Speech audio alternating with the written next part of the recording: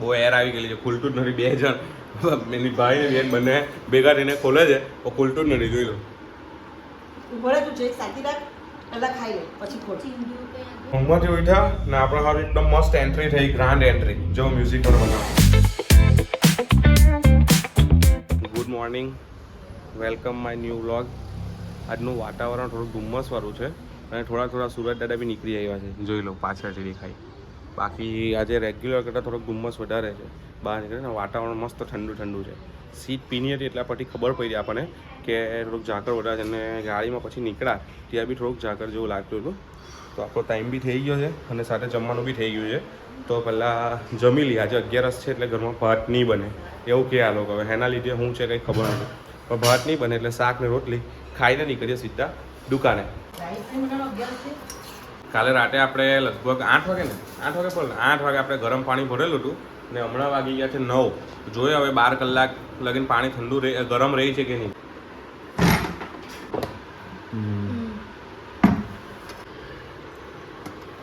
બહુ એર આવી ગયેલી છે, ખુલતું જ નથી. 2 જણ એની ભાઈ ને બેન બંને ભેગા થઈને ખોલે છે તો ખુલતું જ નથી. જોઈ લો. ભલે તું જે સાચી રાખ પહેલા ખાઈ લે પછી ખોલ. હારું હારું. ફાઇનલી મહેનત પછી ખોલ્યું. હજુ પણ ગરમ છે, ગરમ પાણી ગરમ છે. વાવ. 12 કલાક પછી બી જો પાણી ગરમ છે. કાલ જેટલું ગરમ નથી પણ ખસ્યું ગરમ છે ખરું. હુફવાળું ગરમ. હે 8 વાગે કે 6 વાગ્યા જેવા ભરેલું હતું ને હમણાં 9 સાડા 9 ખોલ્યું તો હજુ પાણી ગરમ છે. એટલે આપણા ખવસા ગરમ રહેશે. દુકાને આવ્યા ને આજે વર્ષો પછી આપણો દોસ્તાર આવ્યો. ગામ ગયેલો હતો લગ્નમાં તો ભૂખ લાગી. એ આવે તો જ ભૂખ લાગે ને આવી ગયા આપણે જલારામમાં લોચો ખાવા. જલારામ લોચો ખાવાન કઈ નહીં 2 પ્લેટ ખાવાનું. આપણે આપણી ધૂનમાં ગાડી ચલાવતો અને પાછળથી જો ગાડી આવે છે આપણે સાઈડ મિરરમાં.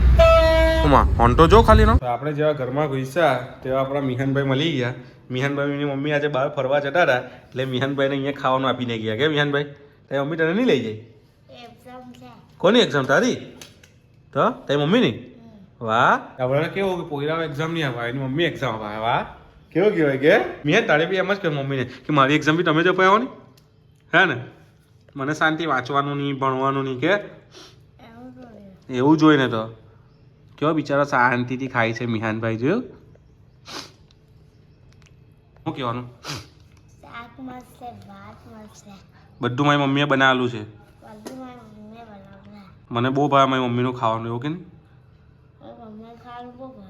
થોડું દુકાનનું કામ પટાવીને ફાઇનલી ઘરે આવી ગયા છે અને મહેમાન લોકો આવેલા હતા અમેરિકાથી મળવા માટે. ફોઈ લોકો તો એમને પણ મળી લીધું છે ને રૂમમાં આવી ગયા છે. તો કંઈ ખાવું હતું તો એની કરતાં આપણે વિચાર્યું કે આ સ્વીપર્સ પી લઈએ. સ્વીપર્સ આ છે ને સ્વીપર્સમાં એક વસ્તુ મને બહુ ગમે કે તમે ગમે એટલું પીવું ને ગળામાં લાગે નહીં. જ્યારે સ્પ્રાઇટ છે, કોકા કોલા છે એ તમે પીને હોઈ જાઓ ને તો તમને બીજા દિવસે ગળામાં કંઈ ને કંઈક લાગે. એની કરતાં આ કેવું સ્વીપર્સ એટલું આ જે વસ્તુ આપણને જિંજર એલે ફ્લેવર ભાવે છે. આમાં યલો કલરની બીજી વાર આવે છે પણ આની વસ્તુ કેવી છે કે તમારે સ્પ્રાઇટ જેવું જ લાગે પ્લસ કે ગળામાં કંઈ અસર નહીં થાય. 2 આખા પી જાઓ ને તો બી તમને ગળામાં લાગે નહીં કંઈ બી વસ્તુ. બીજા દિવસે બી મસ્ત શાંતિથી જેવું આપણે બોલીએ છીએ નોર્મલી એવું જ લાગે. ઊંઘમાંથી ઉઠ્યા ને આપણે હાલ એકદમ મસ્ત એન્ટ્રી થઈ, ગ્રાન્ડ એન્ટ્રી. જો મ્યુઝિક તમને બનાવો.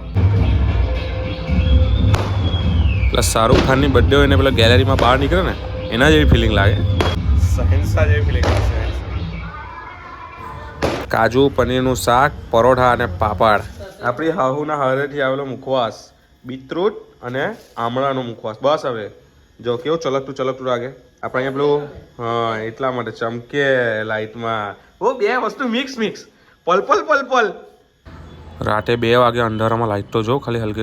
આ જે વાડામાં લાઇટ ચાલે છે ને એ સ્પેશિયલી કોને માટે લાગે? મેં તો પહેલાં એવું વિચાર્યું કે એમ્બ્યુલન્સ કે પોલીસવાળા તો નહીં હોય. પછી ખબર પડી કે આ તો આપણો વાડો છે ચોકડી. ચોકડીમાં કાંઈ વળી પોલીસવાળા આવવાના.